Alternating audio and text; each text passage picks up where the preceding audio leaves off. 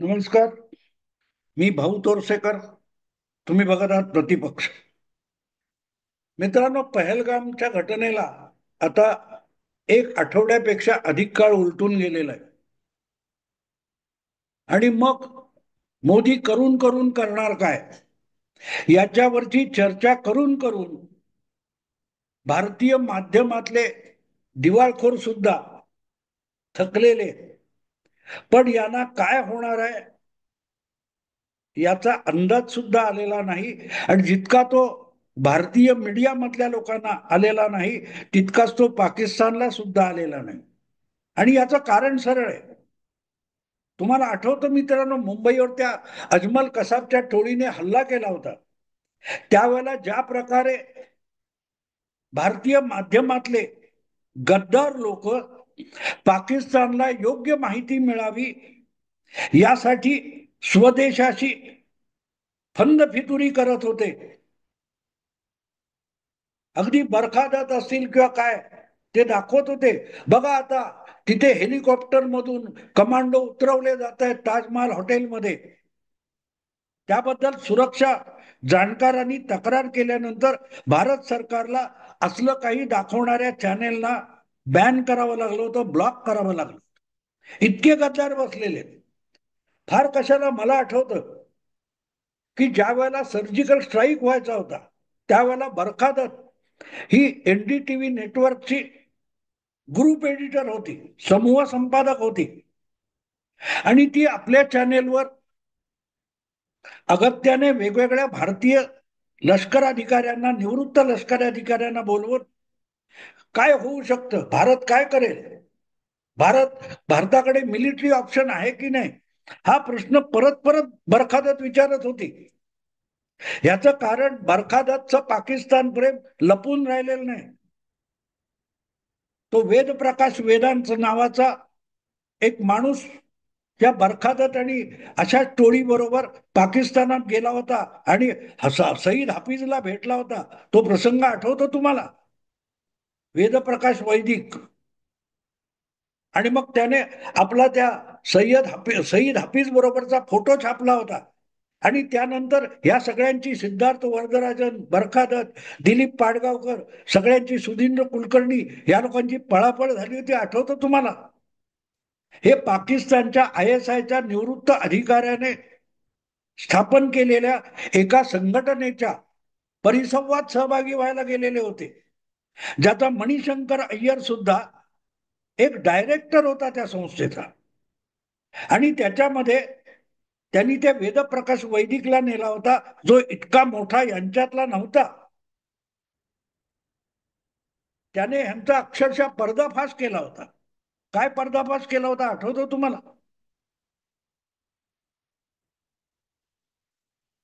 हे सगळे पाकिस्तानचे छुपे हस्तक आहे तिथले. ते त्या वेदप्रकाश वैदिकमुळे उघडे पडले होते. पाकिस्तान आणि चीन यांनी स्थापन केलेली एक संघटना आहे सुरक्षा विषयक चर्चा करणारी. त्यासाठी हे लोक गेले होते. आणि मग इतका बोभाटा झाला की एक एक ते कुठल्या कुठल्या वेगवेगळ्या शहरातून पळत माघारी परत आले होते. कारण ते प्रकाश वैदिकने यांची गोची करून टाकली. तो थेट सईद हाफिजला जाऊन भेटला. आणि त्याचं कारण असं होतं की पाकिस्तानला मोदी सरकार आल्यानंतर मोदी सरकारच्या आतल्या बातम्या काढणारे पत्रकार पाहिजे होते. ते सगळे मोदी सरकारने यांची बूच मारून बंद केल्यामुळे कोणी उरलेला नव्हता. अशा वेळेला मोदींच्या जवळचा माणूस म्हणून वेदप्रकाश वैदिकला हे लोक आपल्या बरोबर पाकिस्तानला घेऊन गेले होते. तसा वेदप्रकाश वैदिक हा मोदींच्या जवळचा बिलकुल नाही, पण तो रामदेव बाबाच्या जवळीचा होता. आणि म्हणून आपला खुर्दा चालू राहायला पाहिजे पाकिस्तानकडून, म्हणून हे लोक मोदींच्या गोटातला माणूस म्हणून वेदप्रकाश वैदिकला पाकिस्तानला घेऊन गेले होते. आणि त्या वेदप्रकाश वैदिकने नंतर यांची अक्षरशः चड्डी काढून टाकली. या बाकीच्यांचा व्हिसा आधीपासून झालेला होता. वेदप्रकाश वैदिक हा ऐन वेळेला त्या पथकामध्ये सामील करून घेण्यात आलं आणि त्याने सांगितलं की त्याला कोणाच्या त्या घरी बोलवलेलं होतं. पाकिस्तानच्या वकिलातीमध्ये जाऊन त्याचा व्हिसा झाला नाही. त्याचा व्हिसा कुठे झाला? तो कोणाच्या तरी घरी झाला. तिथे पाकिस्तानचा राजदूत आलेला होता. बाकीच्यांचा व्हिसा आधीपासून झाला होता. म्हणजे ही माणसं पाकिस्तानच्या गोटातली कशी आहेत याचा सगळ्यात मोठा पुरावा तो आहे. पण वेदप्रकाश वैदिकला नेण्याचं कारण असं होतं की वास्तवात यांच्या टोळीतून तेव्हा यशवंत सिन्हा हे वाजपेयी सरकारमधले माजी मंत्री आणि भाजपचे तत्कालीन नेते हे बरखादत वगैरे बरोबर पाकिस्तानला जाणार होते. पण ते झालं नाही. कारण तेव्हा यशवंत सिन्हा हे तुरुंगात होते. ते कुठला तरी सत्याग्रह केला होता आणि जामीन घ्यायला तयार नाही म्हणून तुरुंगात होते.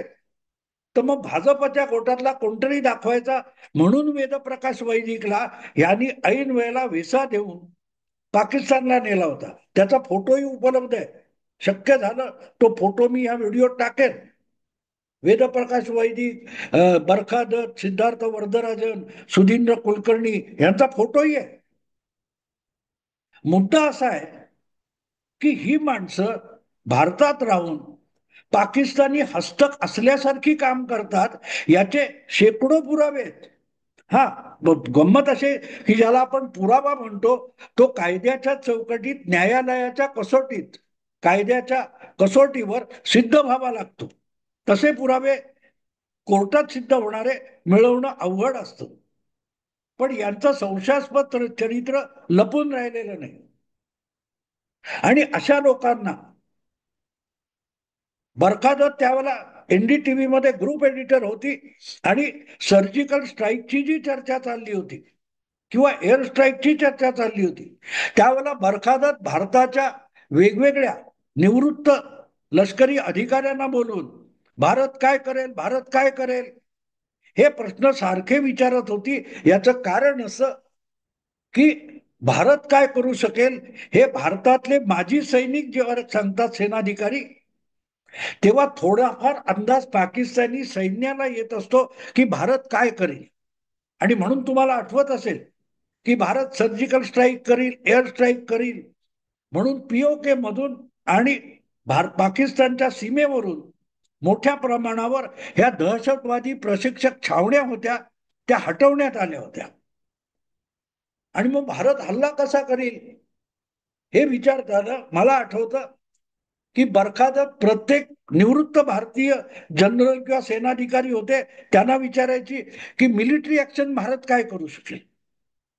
जे काय करू शकेल ते असं जाहीररित्या सांगत नाहीत. लष्कर कुठचंही असो, भारताचं असो, पाकिस्तानचं असो, चीनचं असो, कुठलाही सैन्याचा अधिकारी हा आपली सेना कुठली कारवाई करणार आहे हे आधी सांगत नाही.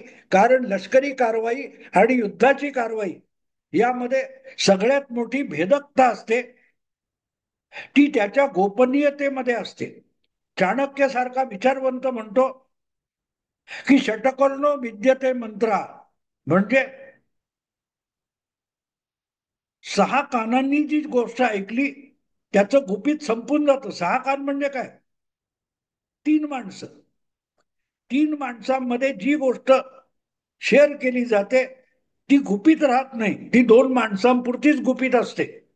तिसरा माणूस त्यात आला की त्यातली गोपनीयता संपली. त्यामुळे बरखादत परत परत अशा निवृत्त अधिकाऱ्यांना बोलून भारत काय कारवाई करेल, भारत लष्करी कारवाई करेल का, मग त्याचं एस्केलेशन कसं होईल असे प्रश्न विचारून पाकिस्तानी सेनेला किंवा राज्यकर्त्यांना आवश्यक असलेली माहिती किंवा त्याचं काही धागेदोरे काढण्याचं काम बरखादत करत होती. आणि एक गोष्ट साफ असते अशा की जो परदेशी हस्तक असतो, गद्दार असतो, तो कितीही गद्दार असला तरी भारतीय गुप्तचरांना असा परकीय हस्तक मदतीलाही येत असतो. त्यामुळे त्याच्या माध्यमातून चुकीची आणि खोटी माहिती शत्रूला पुरवता येत असते. तेव्हा बरखादत सारखे जे लोक असतात हे जितके आपल्या देशाशी गद्दार असतात तितकेच ते भारताच्या उपयुक्ततेचे सुद्धा असतात. स्मगलिंग जगभर चालतं, सगळ्या देशात स्मगलिंग चालतं. कितीही सरकार काटेकोर असली तरी स्मगलिंग पूर्णपणे बंद केलं जात नाही. याचं कारण आपला शेजारी देश किंवा आपला शत्रू देश याच्यामध्ये काही चोरटी देवाणघेवाण करायची असेल तर स्मगलर लोक सगळ्या देशाच्या सरकारांना हवे असतात. 71 साली जवळजवळ 54 वर्षापूर्वी पाकिस्तानच्या विरोधात बांगलादेश मधलं जे युद्ध झालं, त्या बांगलादेश युद्धामध्ये हजारो भारतीय सैनिकांना वेषांतर करून पूर्व पाकिस्तानात पाठवणं शक्य झालं, ते या स्मगलरांच्या मदतीनेच शक्य झालं होतं. मला माहिती आहे त्याप्रमाणे करीम लाला वगैरे सारखी माणसं त्यावेळेला भारत सरकारच्या मदतीला उभी राहिली होती. तेव्हा आज गंमत अशी आहे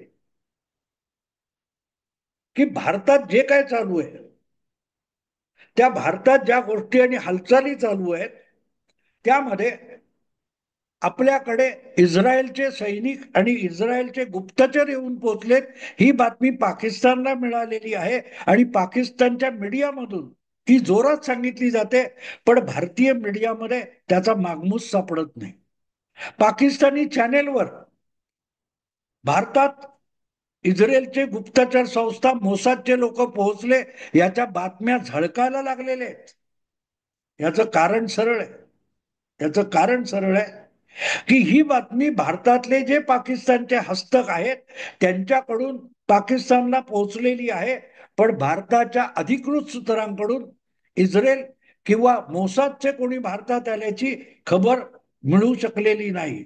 भारतात अशी कुठलीही अधिकृत बातमी नसताना पाकिस्तानच्या चॅनेलवर जोर जोरात टाहो फोडून श्रीनगरला भारताचे इस्रायलचे 15-20 गुप्तचर एजंट येऊन पोहोचल्याची बातमी झळकते. याचा अर्थच भारतातल्या पाकिस्तानच्या हस्तकांनी ही माहिती मिळवली आहे आणि ती पाकिस्तानला पोहोचवलेली आहे. अर्थात अर्थात ती बातमी किती खरी आहे आणि किती खोटी आहे याची खातरजमा पाकिस्तानचं गुप्तचर व्यवस्था जी ISI किंवा पाकिस्तानी फौज हे त्याची खातरजमा करून घेणार. बातम्या येतात त्याच्यावर गुप्तचर विभाग डोळे झाकून विश्वास ठेवत नाही, ते आपल्या परीने त्याची चाचपणी करतात, छाननी करतात, आपल्या हस्तंगाकडून तपासून बघतात. तेव्हा पाकिस्तानी चॅनेलवर जेव्हा इस्रायलचे गुप्तचर हे श्रीनगरला पोहोचले आणि भारत पाकिस्तान विरुद्ध जी काही व्यूहरचना आणि नेपथ्य रचना करतोय त्याच्यामध्ये मोसादची मदत होते, ही बातमी पाकिस्तानातून आलेली असेल तर त्यामध्ये काही प्रमाणात तथ्य असणार. आणि ते तथ्य असण्याचं कारण असं आहे की जे भारतीय हस्तक आहेत त्यांच्याकडून अर्धवट माहिती पाकिस्तानाला पोहोचवण्यासाठी भारतीय गद्दारांचा भारतीय गुप्तचर विभाग सुद्धा वापर करत असतो. गद्दार असतात, पण ते गद्दार सुद्धा उपयुक्त असतात हे विसरू नका. मित्रांनो, तुम्हाला एक आठवण सांगतो 71च्या युद्धाची. 71च्या युद्धामध्ये भारताने बांगलादेशचं युद्ध चालवलं असलं तरी पश्चिम पाकिस्तानवर हल्ला केला नव्हता, खूप उशिरा केला. 8 दिवस फक्त युद्ध चाललं होतं. पण पाकिस्तानवर हल्ला करण्यापूर्वी पाकिस्तानी लष्कराच्या पश्चिम पाकिस्तान मधल्या बारीक सारीक हालचाली काय आहेत, पाकिस्तान भारताविरोधात कुठची व्यूहरचना करते, कसली रणनीती आखते, याची इत्तंभूत माहिती देणारा पाकिस्तानचा एक खास माणूस हा भारतीय गुप्तचर खात्याचा हस्तक होता आणि तो पाकिस्तानच्या लष्करशहाचा अत्यंत जवळचा माणूस होता. आणि त्याने दिलेल्या माहितीमुळे भारतीय सेना दलाचं काम पाकिस्तान फत्ते करण्यामध्ये अतिशय सोपं होऊन गेलं. त्यांनी दिलेल्या माहितीनुसार पाकिस्तानचा हवाई दल जमीनदोस्त करण्यासाठी भारताचे युद्ध विमानं वापरणारे सैनिक तब्बल 2 दिवस विमानात बसून होते, की सिग्नल मिळाला की विमान उडवायचं. बसून बसून त्यांच्या अंगाला मुंग्या येत होत्या, पण एकाच्या जागी दुसरा बसायचा, पण विमान कुठच्याही क्षणी उडवायच्या सज्जतेमध्ये भारतीय हवाई दल होतं. आणि त्या हवाई दलाने सर्वदा या पाकिस्तानच्या हवाई तळावर अशा क्षणी हवाई हल्ला केला की जी पाकिस्तानी विमानं झेपावण्याच्या तयारीत होती ती जमिनीवरच बेचिराख होऊन गेली. हवाई दलाचं पाकिस्तानी हवाई दल हे उडण्यापूर्वी जमीनदोस्त झालं होतं. त्याचं श्रेय पाकिस्तानच्या लष्करशहाच्या जवळचा एक आपला हस्तक होता. ही रणनीती कळलेली होती भारताला. पण जोपर्यंत त्या दृष्टीने पश्चिम सीमेवर हल्ला होत नाही तोपर्यंत भारताने शांतता पाळली होती. आणि हा माणूस असा होता की प्रत्यक्ष भारतावर कुठलीही कारवाई होण्यापूर्वी 8 तास आधी जे आदेश काढले जायचे ते पाकिस्तानच्या कोर कमांडरना कळण्याच्या 8 तास आधी, 4 तास आधी भारताला कळत होते. त्यामुळे आज हल्ला होणार आहे ही फायनल न्यूज पाकिस्तानकडून, त्या हस्तकाकडून येण्यासाठी 2 दिवस भारतीय हवाई दलाची विमानं सज्ज बसलेली होती जोधपूरला. आणि जेव्हा तो मिळाला तो पाकिस्तानी विमानामध्ये त्यांचे युद्ध पायलट बसण्याच्या आधी ते विमान उडवलं गेलं. तेव्हा असे हस्तक आवश्यक असतात. आणि या हस्तकांकडून जशी पलीकडची माहिती येत असते तसे आपल्याकडचे जे शत्रूचे हस्तक आहेत त्यांच्याकडून अनावश्यक असलेली चुकीची माहिती सुद्धा शत्रू देशाला पुरवता येत असते. तेव्हा बरखादत किंवा तत्सम अनेक लोकांवर जेव्हा गद्दारीचा आरोप होतो तेव्हा त्यांची उपयुक्तता सुद्धा विसरू नका. ज्या वेळेला सर्जिकल स्ट्राईक झाला त्यावेळेला military option is of the table हे बरखादत परत परत बोलत होती. पण त्यामुळे मिलिटरी ऍक्शन काय होणार नाही याच्यावर पाकिस्तानाने बरखादतमुळे विश्वास ठेवला आणि ते गाफील राहिले. त्यामुळे आपण सर्जिकल स्ट्राईक यशस्वीरित्या करू शकलो, एअर स्ट्राईक यशस्वीरित्या करू शकलो.